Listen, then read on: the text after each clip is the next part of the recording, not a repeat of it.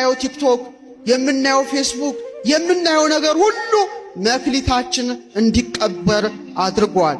ያለ ቁጥጥር ያለ ገደብ የምናየው ነገር በዛ ደግሞ ኃጢአት በአይናችን ውስጥ ገባ፣ ነፍሳችንን ሁሉ አጨለመ። የኔና የናንተ አይን የፈዘዘው በቲክቶክ ነው። የኔና የናንተ አይን መክሊት የፈዘዘው በፌስቡክ ነው። የኔና የናንተ አይን የፈዘዘው ስክሪን በማየት ነው። ዛሬ ውዳሴ ማርያም ለመጸለይ አይናችን እንባ ይለዋል፣ እንቅልፍ ይለዋል። 24 ሰዓት ወሬ ለማየት ግን አይናችን እንደ እሳት ይንበለበላል። ጸሎት አንሷል፣ ቲክቶኩ ግን በዝቷል። ሁላችንም ጠዋት ተነስተን ፊታችንን ታጥበን አምላካችን ከማመስገን ይልቅ ሁላችን እጃችንን ወደ ስልካችን ሰንዝረን ቲክቶክ፣ ፌስቡክ መኝታችን ላይ ሆነን ምናይ ሆነናል።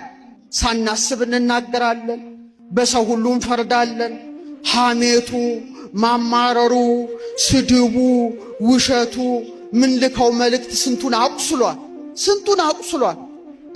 በየሶሻል ሚዲያው ስንቱን ሰብራችሁታል፣ ስንቱን ሰብረነዋል።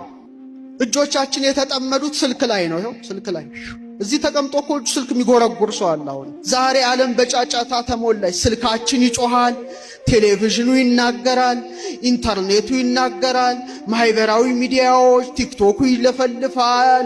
ምን ማይለፈልፋል? ሁሉም ጫጫታ ነው። ግን ወደ ልባችን የሚገባው የትኛው ድምጽ ነው? ይህ አይን ወይ ወደ መንግስተ ሰማያት ሊያስገባ ይችላል፣ ወይም ወደ ገሃነመ እሳት ሊያስጥል ይችላል። የአይናችን መክሊት በቲክቶክ ውስጥ እንደተቀበረ የጆሮአችን መክሊት ደግሞ በጫጫታ ውስጥ ተቀብሯል። ዛሬ ብዙዎቻችን ደክሞናል።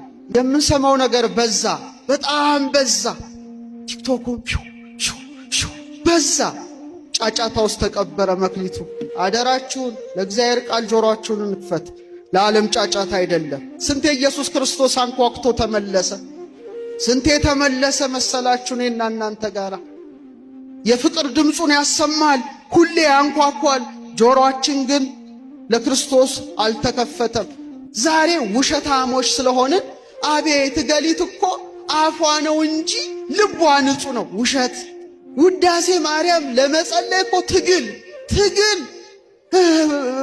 ቅዱስ ለምኝል አይምሮ የለም ለማውራት ግን ታታታታታታታታ ሲኦ አንድ ቀን ጌታ ይመጣል። አንተ ይልሃል ምላስን ሰጥቼ ነበር ግን አላመሰግንከበትም ይላል። ዛሬ ከምናማበት ይልቅ ነው ወይስ ምናመሰግንበት በቀን የሚበልጠው? ሊቃውንት በተለይ